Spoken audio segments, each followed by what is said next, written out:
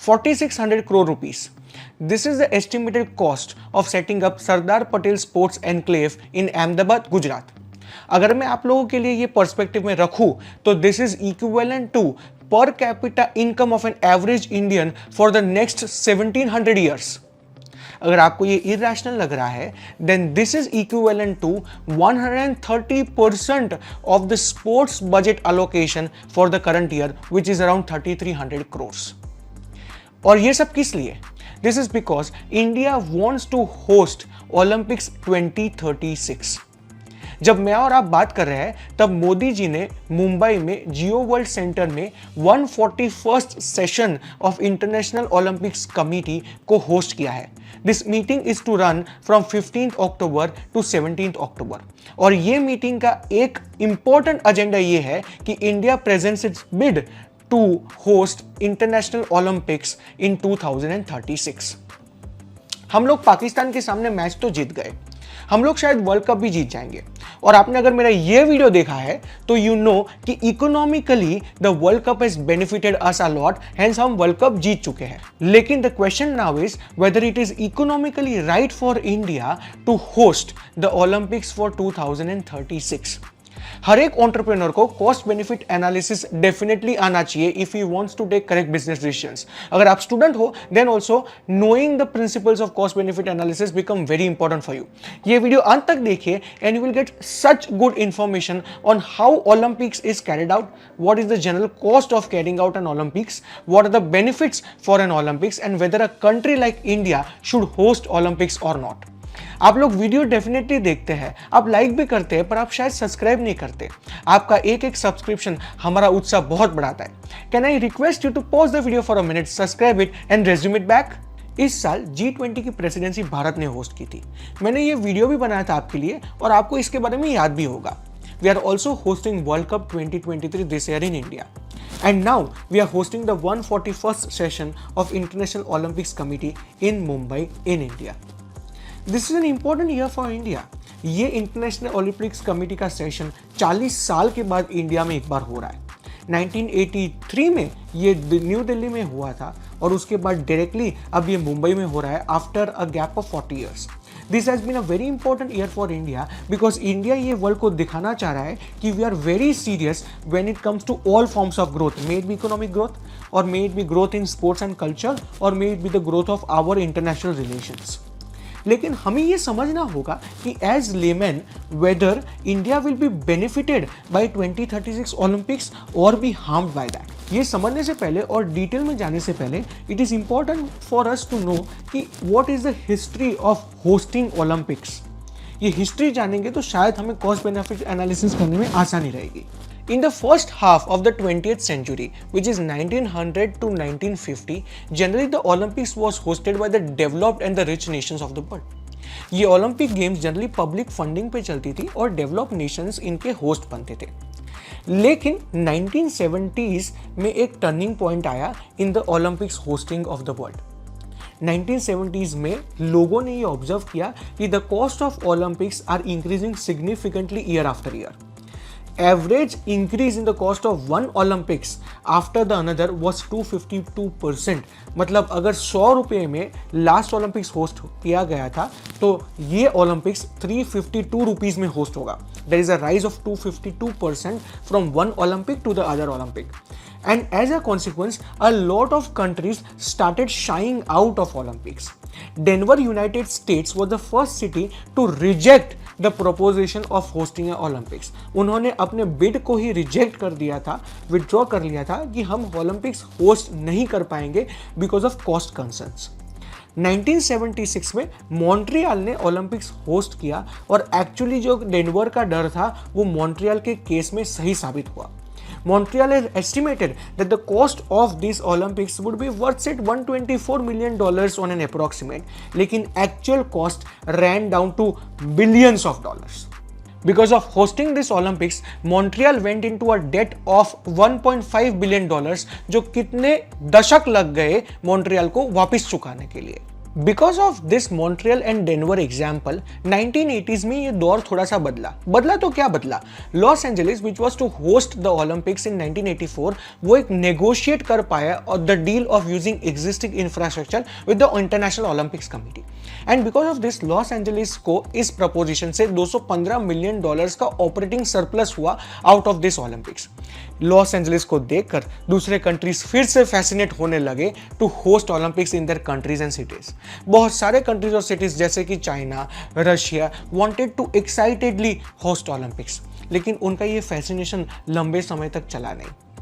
सोची जो एक रशिया का शहर है उसने ओलंपिक्स होस्ट किया इन 2014 और उसको $50 बिलियन का खर्चा हो गया।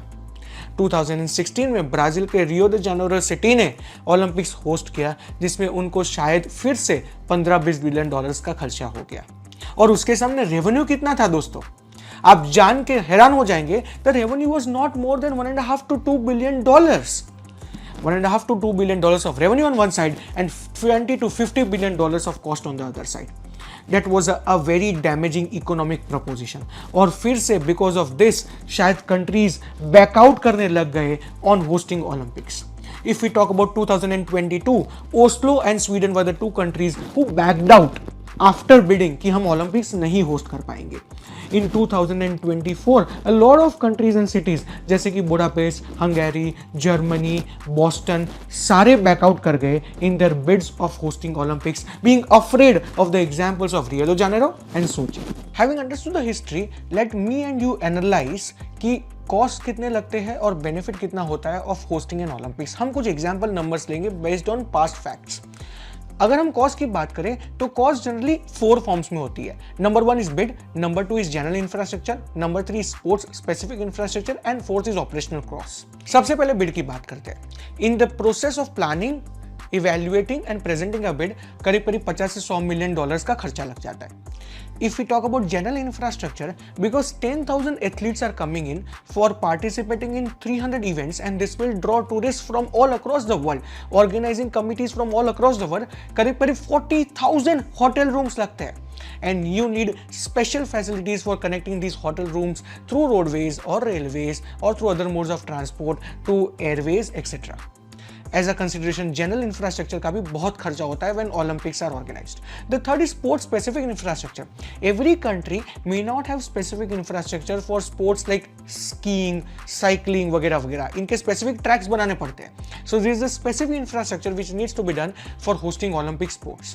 And the fourth type of expense are operational expenses. ये sports host करने के लिए venue maintenance होता है, venue cleaning होता है, venue में नए नए forms जैसे gates खड़े करने पड़ते हैं। So a lot of costs go into operational infrastructure also, operational reasons also, और ये भी करीब 1 से 2 बिलियन डॉलर्स हो ही जाते हैं। And I'm talking about billions of dollars, not millions of dollars. तो अगर नेट करें तो बिड का करीब 50 से 100 मिलियन डॉलर्स, ऑपरेशनल एक्सपेंसेस करीब 1 से 2 बिलियन डॉलर्स एंड अगर जनरल और स्पोर्ट्स इंफ्रास्ट्रक्चर की बात करें तो 5 बिलियन से लेके 50 बिलियन डॉलर का भी खर्चा हो सकता है।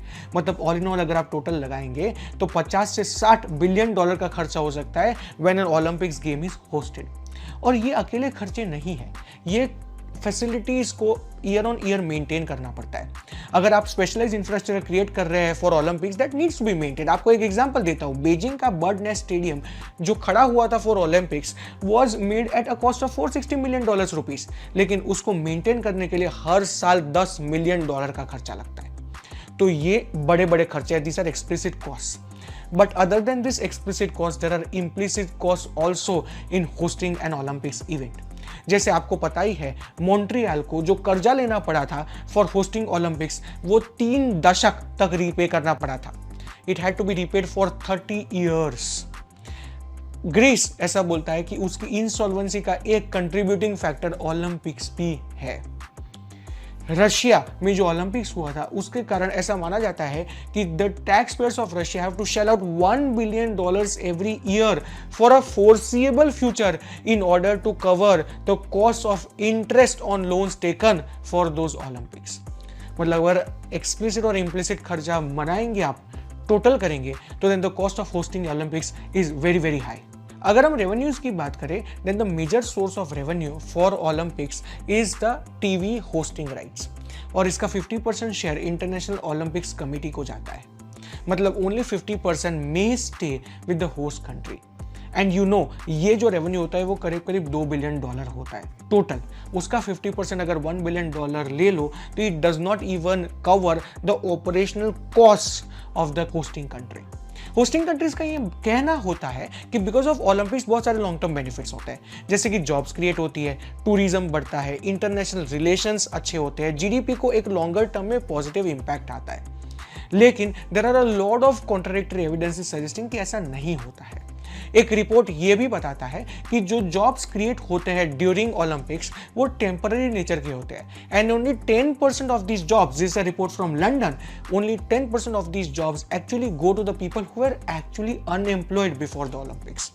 अगर हम टूरिज्म की बात करें तो there are reports from places like London and Beijing जहां टूरिज्म डिक्रीज हुआ था during the year of the Olympics, because जो जनरल टूरिस्ट थे वो डर जाते थे सिक्योरिटी प्रोटोकॉल्स वगैरह से, and they did not want to get into the mess of a country which is hosting the Olympics. अगर इंटरनेशनल ट्रेड और economic impact in terms of GDP को माना जाए तो बोस्टन का रिपोर्ट बताता है कि this type of Olympics help in creating good international relations for the host country.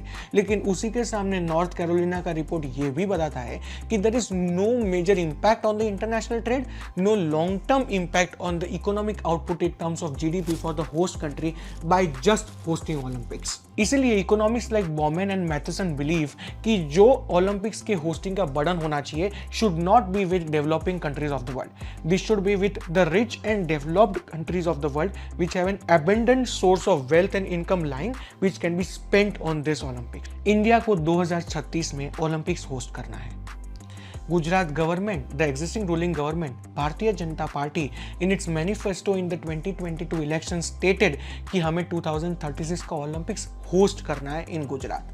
A lot of places like the Olympics Village and the Sardar Patel Sports Enclave are actually being created with the vision of hosting Olympics of 2036. Narendra Modi Stadium, mind you, is just a small part of the entire Sardar Patel Sports Enclave. लेकिन अब मुझे और आपको ये सोचना है कि will actually the economy of Ahmedabad, Gujarat and India benefit और be harmed because of hosting Olympics 2036? क्या ओलंपिक्स होस्ट करना इतना इंपॉर्टेंट है कि उसके जो पोटेंशियल डिसएडवांटेजेस पास्ट में कंट्रीज ने देखे हुए हैं वो बेयर करने चाहिए हमें?